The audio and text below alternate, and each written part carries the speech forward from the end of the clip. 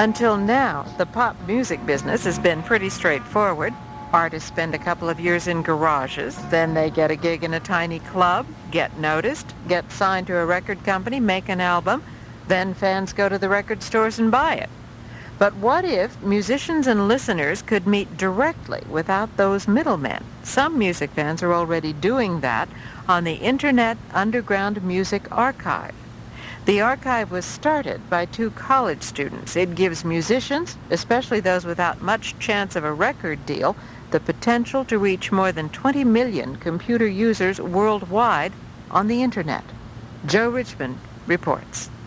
All around the country, there are musicians like Scott Brookman, do-it-yourselfers. Brookman records songs in his bedroom at his parents' house in Salem, Virginia, on a 4-track tape recorder that he props up on the bed. Brookman has played in bands since high school, the Apes of Wrath, the Poisonous Sewerfish, and he's made 8 solo tapes.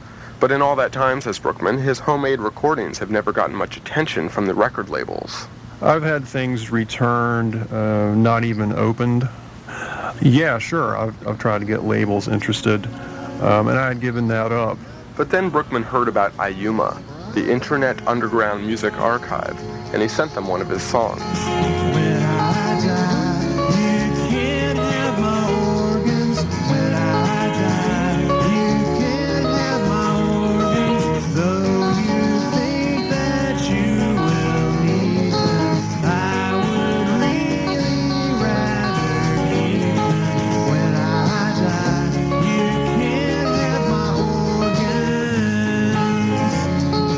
When I Die, You Can't Have My Organs is now the most popular song available on Iuma. Thousands of people have downloaded the song, or at least part of it. It's been listened to at least 5 times from Japan, at least 3 times from Finland, Australia, Sweden, Great Britain, Switzerland. Jeff Patterson, who helped start Iuma, is reading from his computer screen. In each of these countries, he says, at least one person has listened to When I Die, You Can't Have My Organs. United States, Italy, Denmark, Norway, the Soviet Union. So, pretty good from his bedroom.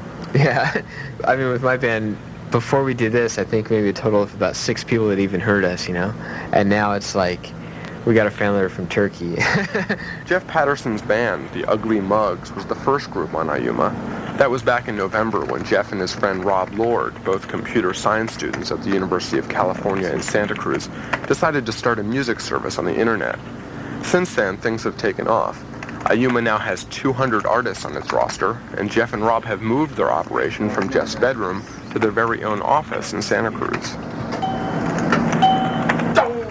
There are 5 computers in the small one-room office of Iuma, plus a lava lamp, a fake skull, and a bowl of lifesavers. A sign on the wall lists things to do in the future, including create a business plan and get employees. Scattered in boxes along the floor are tapes, dozens of them, from musicians, some from small independent record labels. Eventually, each song will be digitally compressed and uploaded onto the Iuma internet site, where they'll be available to any fan with a computer. This right here is known as our homepage. It's the first thing people see when they come to our site. From there, you then see an index of other things you can do, such as browse the artists, find out information in press about Iuma, how to submit your band to Iuma, meet the staff, view or compose band reviews and comments. So, what should we click on, Rob? Let's go browse the artists. Will do. There are many different types of music on Iuma: folk, jazz, heavy metal, college rock. There are 2 ukulele artists, the Duke of Uke and Ukulele Dick. There's a category called Weird and another called Really Weird. Jeff scrolls down to one of his favorite bands, Plasma Boy. He clicks his mouse and the song Toast pops out of the speakers hooked up to the computer.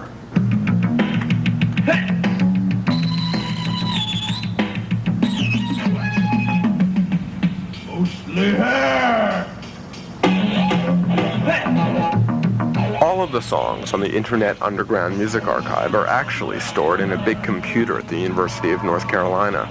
When someone accesses Iuma to hear music, they have 3 options. They can download a full song in stereo or in mono, or they can take just a 15-second excerpt. With a normal modem, downloading a whole song takes about half an hour. An excerpt just takes a minute. I like bread for making toast. Plasma Boy's song Toast is not likely to start a record company bidding war, but of course that's the point. The purpose of the Internet Underground Music Archive is to make music available, free, directly from the artist to the listener, bypassing the record labels, distributors, and record stores.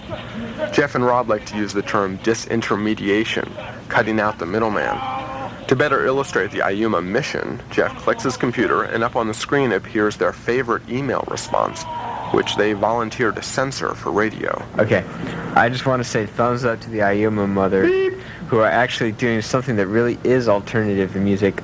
I'll be able to hear some stupid 16-year-old band's tape that they did in their garage, which is the real that really is an alternative to the corporate spewage coming out every day. Bring it on. It's kind of an impassioned letter, so responses like that we're obviously really into. So far, there hasn't been much of that corporate spewage on the internet. This past June, Geffen Records released the Aerosmith song Head First to subscribers of the online service CompuServe. It was the first song by a major group to be released exclusively via computer. And there are a few other places to hear songs online, or more commonly snippets of songs used as advertising for full albums.